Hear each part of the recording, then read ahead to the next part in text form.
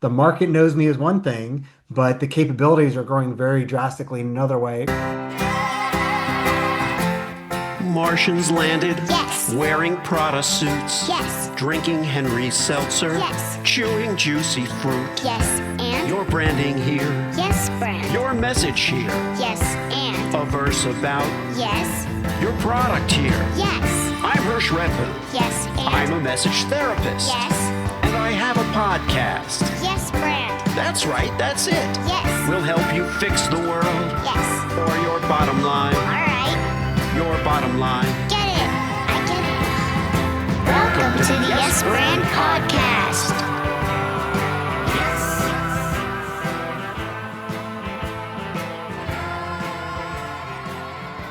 In the hot seat on Yes Brand today is Kurt Uhlir. Kurt is known as the king of scaling companies, and that's not hype. He's a globally recognized CMO. He's a go-to-market architect, growth operator who's helped drive more than 60 acquisitions and exits, supported an $880 million IPO, scaled companies across SaaS, real estate, consumer tech. And one of the reasons I wanted to have him on the show is he doesn't just talk marketing. He builds the engines behind it. Kurt's operated in companies from early stage to over $1.4 billion in revenue with global experience across 6 continents.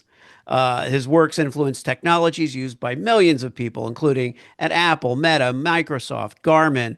He's advised everyone from startup founders to private equity-backed CEOs and to the President of the United States. I'm actually gonna adopt this bio. He's also an inventor with 20 plus patents and a pioneer in areas like social media management, influencer marketing, and enterprise SEO. And today, Kurt is the CMO of Easy Home Search, where he's rethinking how people discover and evaluate homes with a focus on performance and privacy. And at his core, he truly is a champion of servant leadership, building teams by building people first. And Kurt Uhlir, welcome to the Yes Brand Podcast. Hey, thank you for having me. It is a pleasure to have you here. That is quite a resume, you know. But at the same time, I feel like it's exciting when our successes are driven by something bigger than ourselves, right? Right. What drives you? What drives me today is people. I mean, you can drop me in almost any industry. You could send me in a waste management, and I'd find a way to thrive in it because I love myself serving people. And so acknowledging that the people that work for us, we're serving their families just as they're serving us for our business outcomes. And so it's really people today. Yeah. Um, you know, people, everybody has their own identity. You have, we talk about that a lot on Yes Brand. We talk about, the Kurt Uhlir brand, Mhm. which a lot of people are, they put the work first, which makes sense. They put the mission first, but they neglect that they got to stand in front of it in a way to stand behind it. They got to lead. Um, you know, Talking about identity lag a little bit. What happens when an operator's capabilities um, expand maybe a little faster than the market perception of them? Yeah, great question. Especially like in my background, because I was very much driven by just dollar figures, which I mean, in companies we have to be, but that's how I led originally. And when I started making this shift towards, you mentioned servant leadership, like I wrote out a multi 10,000 word business case to servant leadership, and so that was where my capabilities were going long before people knew how my leadership style had been changed. And so I got hired intentionally coming in as that very authoritative leader, which I have no problem triaging. But like looking back at that, and that was say 15 years ago, people were expecting this hard ass to come in and yell and drive things that way, as opposed to, hey, try to build momentum over time in a different way. And so like it's a very different thing, especially when you've had a major change like that and still very successful. I've been more successful, but like I have a couple of those changes, one of which I'm going through right now, where the market knows me as one thing, but the capabilities are growing very drastically in another way, or in some cases, Google, like search, starts to pull you into a place where the algorithm sees that you should be really good. Yeah, yeah. And I want to dig into that because one of the things that people don't always realize is um, the market's perception of you is not happening only when you Right. address it, only when you speak. Right. It's happening constantly. It happens when people speak about you. It happens when work that you've done in the past is interpreted into the present. Yep. Um, so tell us about this. Tell us about this transformation. Yeah, I mean, for right now, I mean, the real crux where this different market perception happens for me is I'm a growth operator, as you talked about. I work in companies. I have no intention of not working in companies because I do love that rapid growth. But on the side, I've continually started to speak more and more in the leadership world, doing keynotes and conferences. And my wife and I have always we've had the opportunity for me to do that full time. We've chosen not to do that. And yet, we'll always make sure I do somewhere between 9 and 15 kind of selected opportunities throughout the year. But like right now, so I'm a growth operator. VC companies, private equity backed companies, they're hiring me to lead marketing or marketing and sales for them. But yet, if you go to Google and you do it from your phone or your laptop and you start typing top leadership, and as you start typing speakers, I'm going to be in that autocomplete. Or you start typing best leadership speakers, I'm going to be in that autocomplete within there as well. Because so one, I do a lot of that, but like in that case, the algorithm is pulling me somewhere else. And to your point, like now we have not just people's perceptions, but we also have what these large language models and what all the algorithms think about you as well. Yeah, yeah, and it's and to be clear, in a way, it's a great problem to have, but at the same time, you're right. It's happening without you doing anything. You're just giving these talks. You're just going about your business. It's deciding what it wants to focus on. If we talk about the operating versus, amplifying tension, you had described when we talked before Mhm. a subtle fracture where your public visibility strengthens your authority in some areas, and then it raises questions in others. Yeah. I mean, I'm a firm believer as a chief marketing officer that like no matter the size of your company, your leaders are often the top two or three lines of your leaders should be the biggest influencers in your industry. If you think about just like LinkedIn with people, like nobody gets updates from a company page, but you get updates from people in your network. So it's like I've gone into these companies and I'll train the people to do that. But yet when they're looking for that C-suite person as chief marketing officer and they start saying, hey, Kurt's a known sought after leader, speaker in leadership. They often are questioning, but is he going to do that? Is he going to just shift to do that? Where it's like, I have that story because no, my wife and I have chosen, we like me leading companies. It's good for a family. I don't want to travel 200 days a year. But yet that question's out there for people. And I know it comes up on the table from a personal brand perspective. Either people just think about it, or they'll go to a large language model and they go, why would I want to hire or not hire Kurt Uhlir into our $100 million company?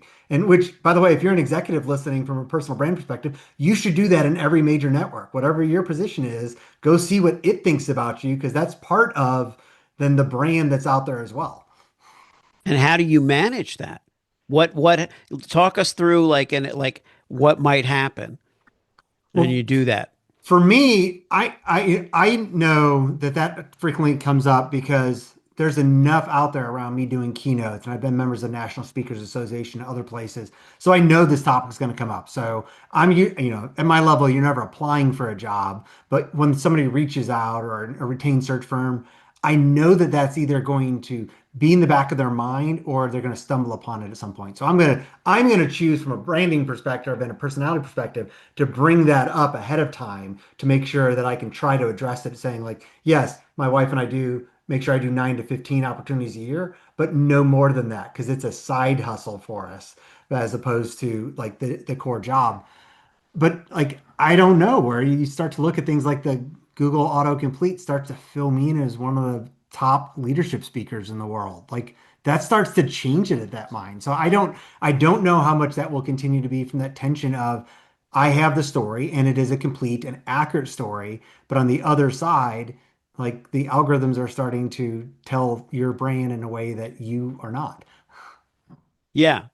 Yeah.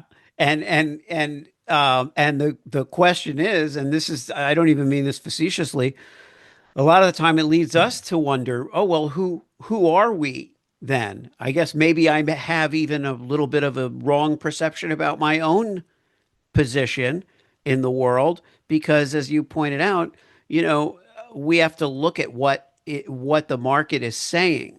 What is the market saying about us? Um, do you put out a content across, other platforms that maybe kind of anchor some of this? I do. I've made a point over the last year, like on my personal website at kurtuhlir.com. I used to write just a lot more around leadership and building high performing teams. I've deliberately started writing much more about some of the marketing playbooks because since I've been at these large companies you've mentioned, one of the reasons that companies frankly choose me as their CMO is because I've built the playbooks at multi-billion dollar companies, and then I'll bring those into smaller, mid-sized companies, or a lot of times even as we're starting to build out those systems and frameworks so they're done right up front. And so I've started to write much more about that versus just kind of keep it close to my chest, partially to help to influence what the large language models and the algorithms do think about me as well. Yeah, and now to kind of tie these two things together, um, what do you think about your you would obviously your role as a CMO, what you bring to your talks makes is a logical inference, but what do you think getting out there and having done talks Mhm. brings back for you when you're back in the CMO role? A few different things. So one is I find at least the way that I come up with content, whether I'm speaking on like modern marketing or on leadership, almost everything that comes out of my mouth, especially the stories that I'm telling as I'm adapting something for the audience, there are things that I need to hear again myself. Yes, I may be further along the line or further up the mountain towards the mountaintop, but I'm still struggling with those things. I think we all do. So that's one of the things that I bring back is that keen awareness of, yeah, you need to keep refining in these areas. Another piece of that is because I do get brought into both like corporate events as well as like large conferences. So much of my discovery is like, why are you paying me this larger amount to come in and speak to your team? And so you want to make sure you're speaking to add value. And inevitably, the problems that the companies are bringing me in for, if I truly examine where we're at, we may not have that exact flavor, but we have some approach to it. Or making sure that, like, hey, we realize the struggles that others are having because maybe those are our customers. So, like, I've spoken in the home services area. That's one of the places that my company, Easy Home Search, and our subsidiaries sell into. Well, I'm talking to this group, and the problems that, like, these roofers and general contractors have had, like, that's our customers. And so to some degree, it's the best customer discovery you could possibly have when you are brought in as that thought leader, if you're truly trying to serve those people, because they're telling you authentically, these are the problems we have. We're going to pay you tens of thousands of dollars to come and talk for an hour because we want to help the audience get past that problem. That's actually hugely valuable to bring back into the companies in a way that I would never get that just by going online and trying to do research or talking to customers because like you want to have a great relationship with customers, but it's a different discussion when somebody's paying your bills basically. Yeah. See, that lends itself to an interesting calibration, which is that by not keeping the speaking separate from the service as a CMO, you're creating a link between the two and saying, okay, this is me being out in the field, learning as much as I'm sharing, and then coming back to my central role as a leader, as a CMO. This enhances my overall value. Now the perception is that the role as a speaker isn't completely separate and apart and isn't an overwhelming identification. And these are obviously people who are going to be searching you, not searching the speaker keyword, or Right. search term, because that's not what they're looking for. What happens when they're searching? What are they searching for you to come up? in the leadership role?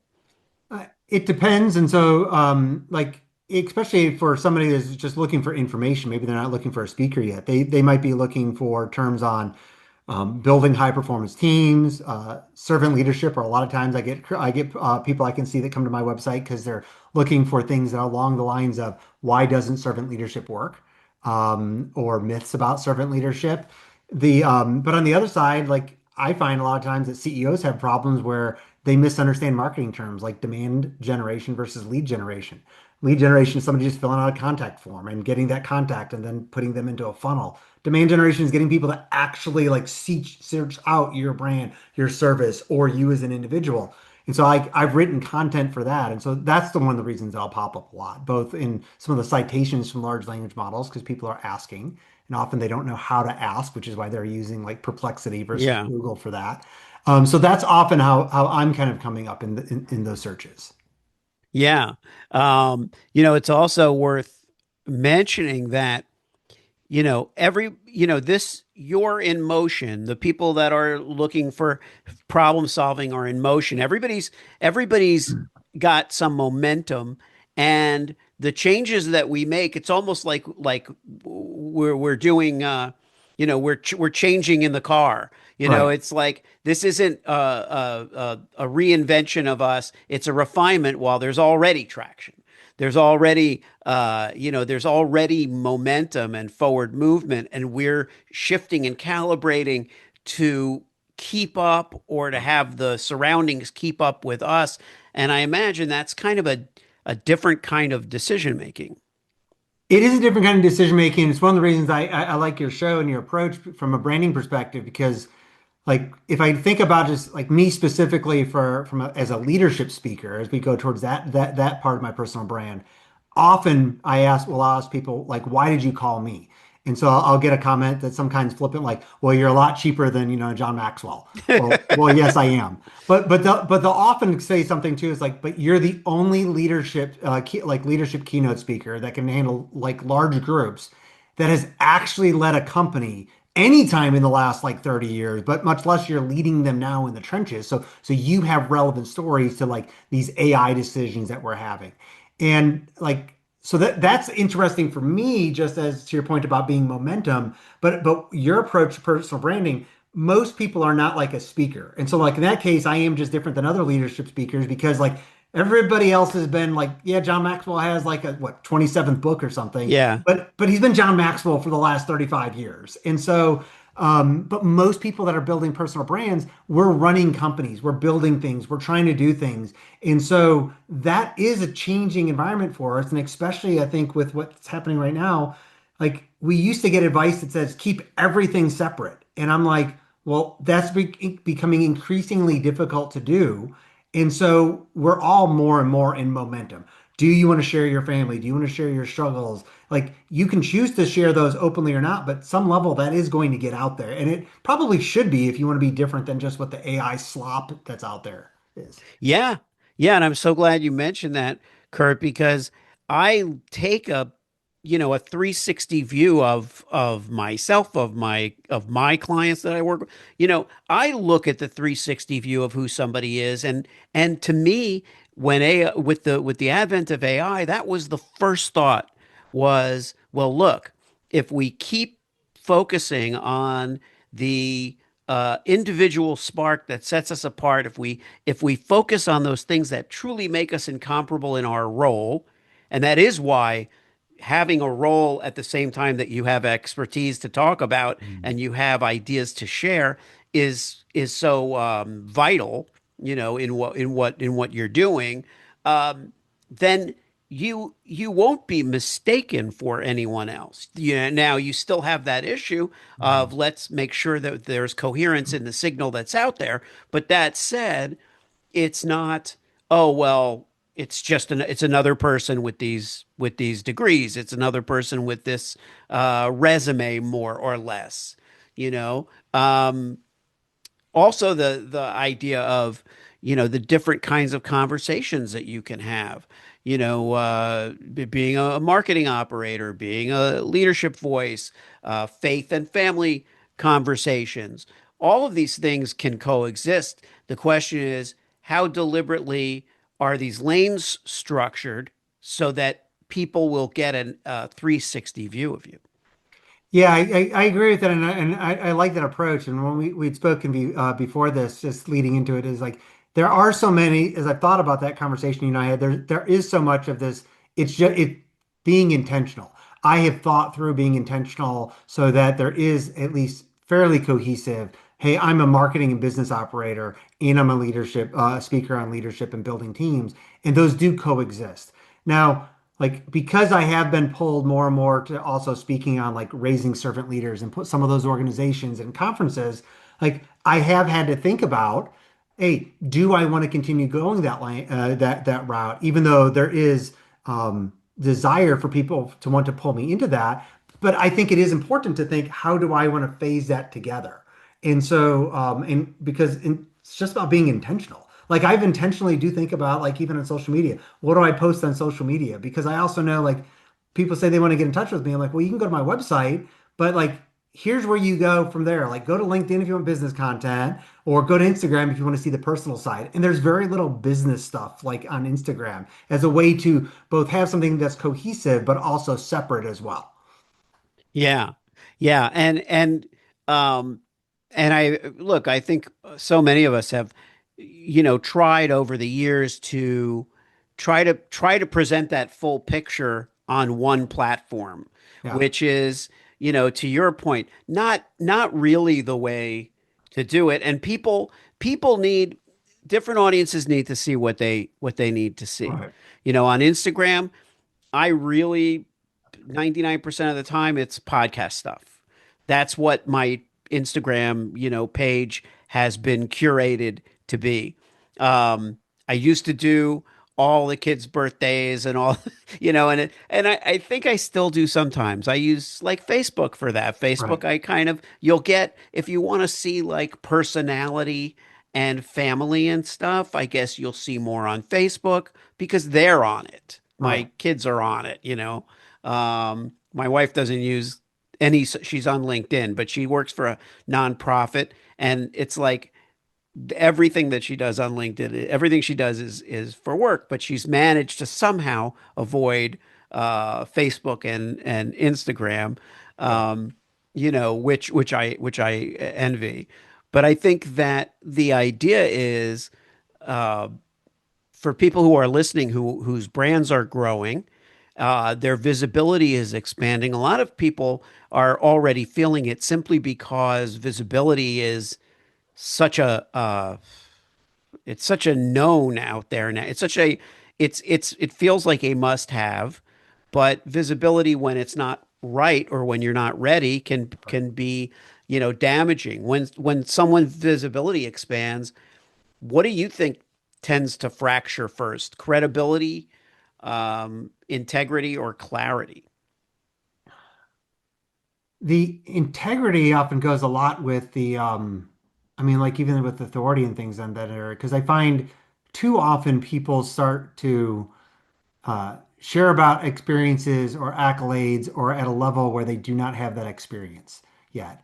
And so they'll talk about themselves being the guru or the expert at having done these things when that's actually not part of their background yet. And so as opposed to say taking that personal brand approach, it's like, hey, we're climbing this mountain together, or we're climbing it together and I'm just like 6 months ahead of you. That's very different than making it seem like you've had that success that you're trying to just bring people up to, like you've come back down from the mountaintop for. But to me, that's an integrity issue. I mean, that's talking to making sure that what you're sharing is authentic.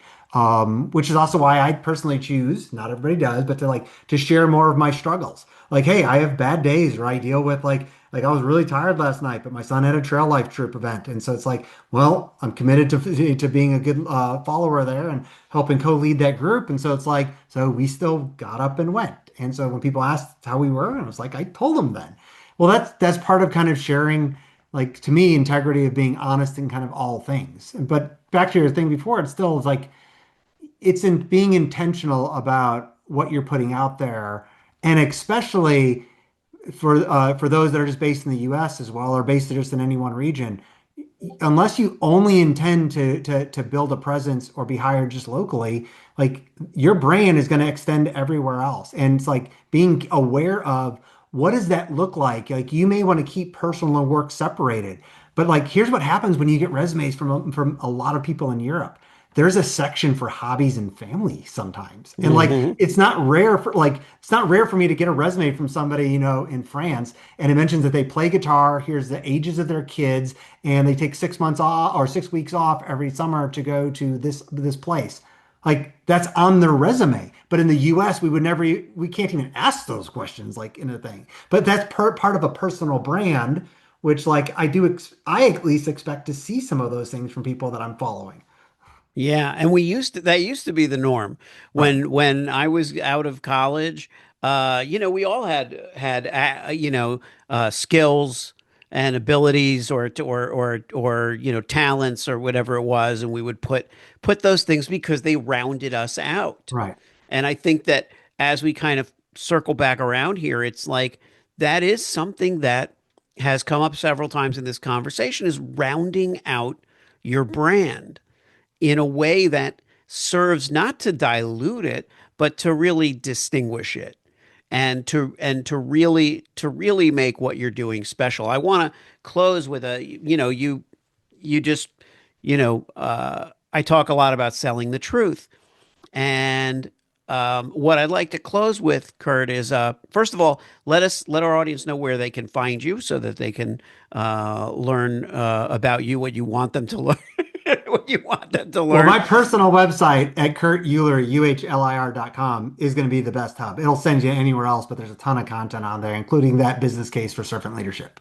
Yeah, perfect. So that's good. And then take us out with a truth that you have discovered in your journey, a truth about yourself that you'd like to share. You're going to get things wrong. And you really should share those things as you realize that they're wrong with the people that you work with or your family. Kids need to hear it too. They don't just need to hear dad or mom have always been a superhero and get things right. It gives everybody, but the people that work for you in the team or your boss, it gives them much more room and margin to feel like that they can fail and talk about things too. Kurt Euler, thank you so much for being on Yes Brand and for selling the truth as you always do. And thank you for having me. Alright. If you liked the show, Yes, and? it worked for you, Yes, then? subscribe and leave a Yes, friend. 5-star review. Yes, friend. Tell all your friends. Yes, friend. Get your branding here. Yes, friend. Get your branding here. Yes, friend. Did I make it clear? Yes, friend. Get your branding on.